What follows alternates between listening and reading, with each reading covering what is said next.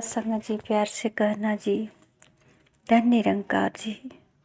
सत्संग जी,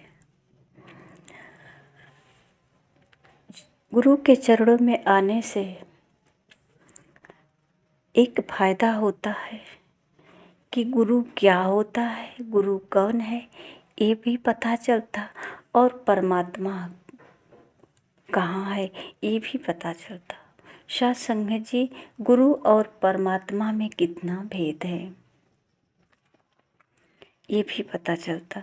सत्संग जी, संपूर्ण हरदेव वाणी का एक पद है, गुरु हरि ये एक है, इनमें भेद न किंचित भाई है।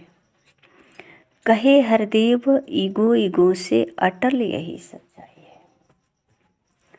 सत्संग जी, जो गुरु के चरणों में आया, गुरु से जब ज्ञान प्राप्त किया, जब ये राज खुला कि गुरु और परमात्मा दोनों एक ही है, जब ये समझ आया तो सत्संग जी गुरु का पूजा किया। तभी तो कहा गया गुरु ब्रह्मा गुरु विष्णु, सब कुछ तो गुरु ही है। गुरु में ही पार ब्रह्म परमेश्वर कहा जाता है। ये गुरु में ही सबको देखा, सबको जाना। तो सत्संग जी अपने गुरु के ही एक एक शब्द को, इसको जो है जन्म और मृत्यु के बीच का भवसागर, जैसे नदी में नाव से हम किनारा पकड़ते हैं, इस छोर से उस छोर तक जाने के लिए साधन नाव होता है। इसी प्रकार सत्संग जी जन्म और मृत्यु के बीच का जो यात्रा है, गुरु ने हमें तुरंत इसका भेद खोला। और सत्संग जी गुरु के इशारे से ही अपना कदम बढ़ाया, गुरु के शब्द को ही अपना कवच बनाया, आधार बनाया। शब्द गुरु है मति है चेरी, शब्द ही गुरु है। जो शब्द आया, इस शब्द को अपने जीवन में कर्म के रूप में प्रकट किया। और सत्संग जी गुरु के एक एक वचन जो है विश्वास पूर्वक अपने जीवन में धारण किया, कर्म में उतारा। सत्संग जी कहा जाता है कि भगवान राम और भाई लक्ष्मण, ये दोनों लोग अपने गुरु के साथ गए राजा जनक जी के दरबार में, जहाँ की स्वयंवर की तैयारी हो रही थी। तो सत्संग जी धनुष भी अपने गुरु के इशारे से ही भगवान राम ने तोड़ा। शायद धनुष टूट नहीं पाता, पर ये गुरु के इशारे से ही धनुष को तोड़े। और सत्संग जी जब जो गुरु को जाना और माना, तो सत्संग जी उसके लिए कहना सार्थक हुआ कि गुरु ब्रह्मा गुरु विष्णु गुरु महेश्वर, गुरु पार ब्रह्म परमेश्वर, ये सब कुछ गुरु ही है। गुरु में ही सबको देखा जाना समझा। सत्संग जी आज सदगुरु माता सुदीक्षा जी महाराज और सत्संग जी निरंकारी मिशन के ये उद्देश्य भी है कि परमात्मा को देखो, देखा जा सकता है। देखा जा सकता है, देख कर के भक्ति किया जा सकता है। और बिना देखे किसकी भक्ति किया जाएगा? किससे बातें होगी? क्या बातें होगी? बिना पहचान के, बिन देखे यह मन नहीं माने, बिन मन माने प्यार नहीं। साध संगत जी, बिना देखे आज संसार में कोई भी ऐसा वस्तु हम खरीदते भी हैं तो बिना देखे कुछ भी नहीं करते, कुछ भी नहीं खरीदते। पर साध संगत जी, परमात्मा के भक्ति बिना देखे ही कैसे कर सकते हैं? परमात्मा स्वीकार कर रहे हैं जो हम भक्ति कर रहे हैं, क्या यही है परमात्मा की भक्ति? साध संगत जी, अगर हमारा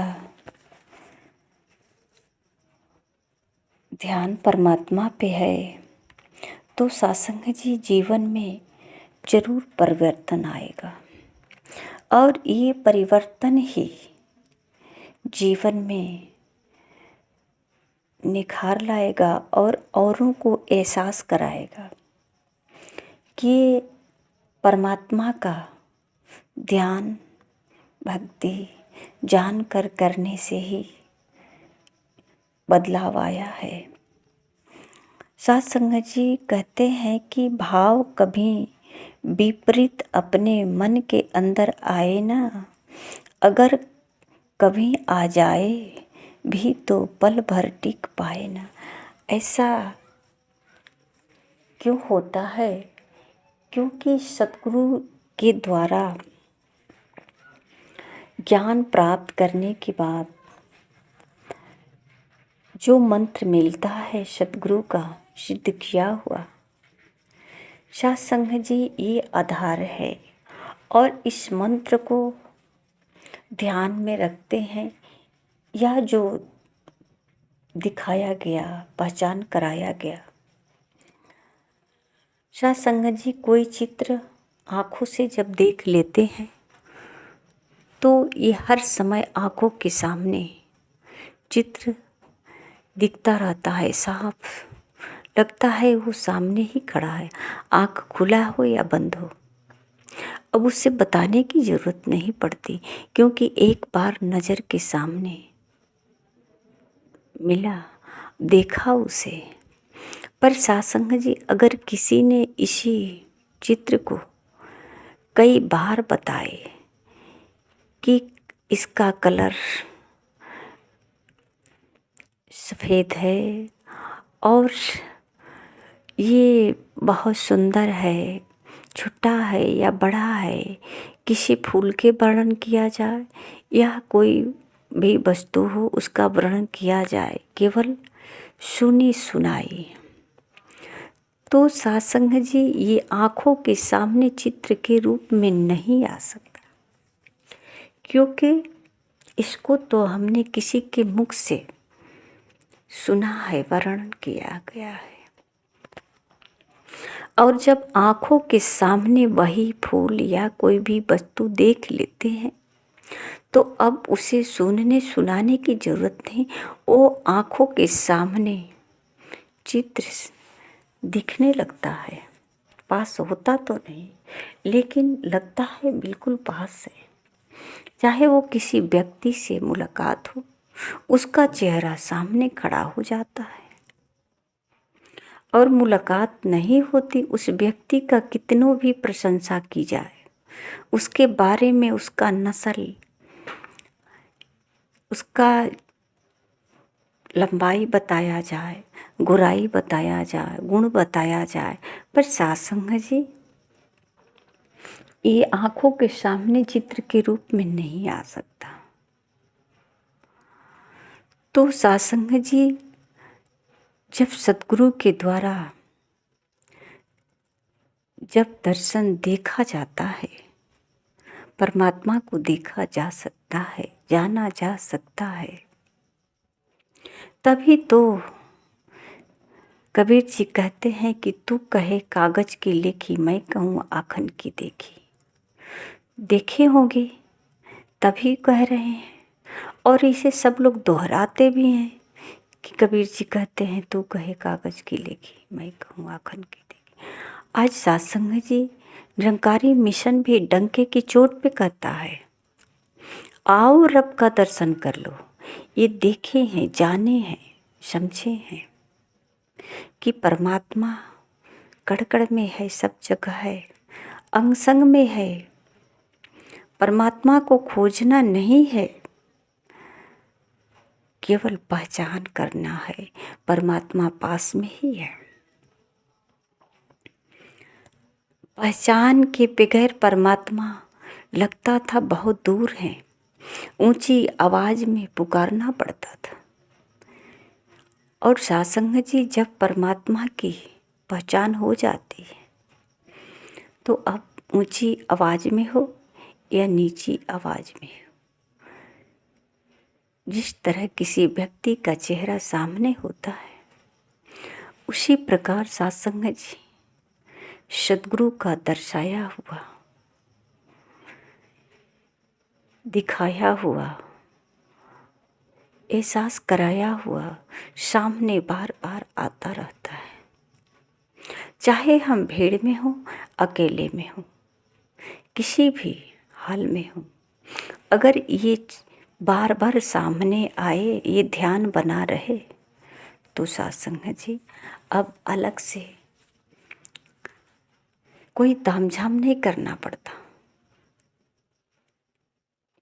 इनके ध्यान से ही मानव के जीवन में बदलाव आता है। इनके ध्यान से ही, इनके जुड़ाव से ही मानव सही राह पे चलता है। जैसे कि किसी के हाथ में अगर दीपक हो, लाइट हो, तो सत्संग जी वो चाहे रास्ता जैसा भी हो, पथरीला हो, गड्ढा हो, जंगल हो, अब वो आसानी से चल लेता है। कांट भी रास्ते में हो, पत्थर भी रास्ते में हो, उससे भी बचकर निकल जाता है। फूल चाहे जितनी भी कांटा के अंदर क्यों ना हो, अगर फूल की आवश्यकता है तो कांटे से बचा करके फूल को निकाल लेते हैं। इसी प्रकार सत्संग जी सतगुरु के ध्यान से, सतगुरु और परमात्मा में तो कोई भेद नहीं, ये दोनों एक ही है। तो सतगुरु का ध्यान से ये सही राह जो है अपने आप दिखने लगता है और मनुष्य ये सही राह, सत्य राह पे चलने लगता है। सत्य राह पे चलने से समस्याएं आती है, पर सत्संग जी जिस तरह से किसी बर्तन को कहते हैं वाटरप्रूफ है, किसी वस्तु को पानी तो उस पर पड़ता है पर उसका नुकसान नहीं होता, इसी प्रकार ज्ञानी पुरुष जो है वाटरप्रूफ की तरफ। परेशानियां आती है, टकराती है, पर सत्संग जी कभी महापुरुष ये नहीं कहते, ज्ञानी जन ये नहीं कहते कि मेरा आत्मा तड़प रहा है, मेरा दिल दुख रहा है, क्योंकि इनके पास कुछ होता ही नहीं। दिल तो परमात्मा का है, दिल के अंदर तो परमात्मा है, दुखेगा कैसे? कोई समस्या परेशान कैसे कर सकता है? जैसे किसी ज्ञानी पुरुष को अगर कोई कहता है, कोई अपशब्द शब्द बोलता है तो उसे फर्क नहीं पड़ता, क्योंकि उसका ध्यान अपने सतगुरु में होता है। उस बेकार का अपना समय जाया नहीं करते। उनके कानों में हमेशा अनहद नाद गूंजता रहता है। जैसे कोई व्यक्ति अगर कमरा बंद करके कमरे के अंदर टीवी लगा करके टीवी में ध्यान लगा दे, बाहर चाहे जितना भी शोरगुल हो उससे कोई फर्क नहीं पड़ता, सुनाई नहीं देता। इसी प्रकार सत्संग जी अंतर्मुखी जो होते हैं, बाहर से सारे खिड़की दरवाजे अपना ध्यान हटा लेते हैं और अंतर्मुख हो करके अपना ध्यान हर समय इनके कानों में अनहद नाद गूंजता रहता है। कौन क्या कहता है ये नहीं सुनाई देता, समझ ही नहीं आता। पर सत्संग जी अज्ञानियों के पास जैसे कि कहा जाए कि रिमोट का बटन दबाने से चैनल बदल जाता है, उसी प्रकार अगर कोई व्यक्ति छोटा मोटा कोई भी बातें करता है तो सामने वाले के अंदर चैनल की तरफ बदलाव आता है। अगर उसकी प्रशंसा करे तो वो खुश हो, अगर उसकी बुराई करे तो लड़ाई शुरू होती है। तो सत्संग जी इसी प्रकार ज्ञानी अज्ञानी में भेद जाना गया। और सत्संग जी ये सतगुरु ही है जो अज्ञानता से मोड़े और सही राह दिखाए। जो सतगुरु के चरणों में आया वो अपने मानव जीवन को धन्य किया। और सिर्फ आज ही नहीं, ये सदियों पुरानी बात है कि जो सतगुरु के चरणों में आया उसका जीवन सफल हुआ। और सत्संग जी सतगुरु को ही परमात्मा मानकर पूजा किया। वैसे भी परमात्मा पार ब्रह्म परमेश्वर निराकार, तो इनकी सेवा कैसे की जा सकती है? कैसे इनको भोग लगाएंगे? कैसे इनको आसन लगाएंगे? ये तो निराकार है। सत्संग जी ये साकार रूप में सद्गुरु जो है, इसीलिए तो हर युग में महापुरुषों ने बताया कि बिन सत्संग विवेक न होई, राम कृपा बिन सुलभ न सोई। बिना सत्संग के विवेक नहीं हो सकता, यानी सूझबूझ नहीं हो सकती, समझ नहीं हो सकता। जो दीपक से हमारे जीवन में उजाला होने वाला है वो केवल सद्गुरु का ज्ञान है। और सत्संग जी मानव जीवन ही है जो सद्गुरु के चरणों में ये उजाला, ये दीपक, ये ज्ञान प्राप्त हो सकता है और इसी मानव जीवन में ही हो सकता है। तो सत्संग जी इस संसार का हर एक कार्य करते हुए भी कभी सतगुरु के चरणों में आकर अपने जीवन को सफल बनाएं और अपने मानव जीवन का उद्देश्य को पूरा करें। मैं कौन हूँ, मैं क्यों आया, कहाँ जाना है, करना क्या है, ये मानव के लिए ही कहा गया है और अन्य जीवों के लिए नहीं कहा गया।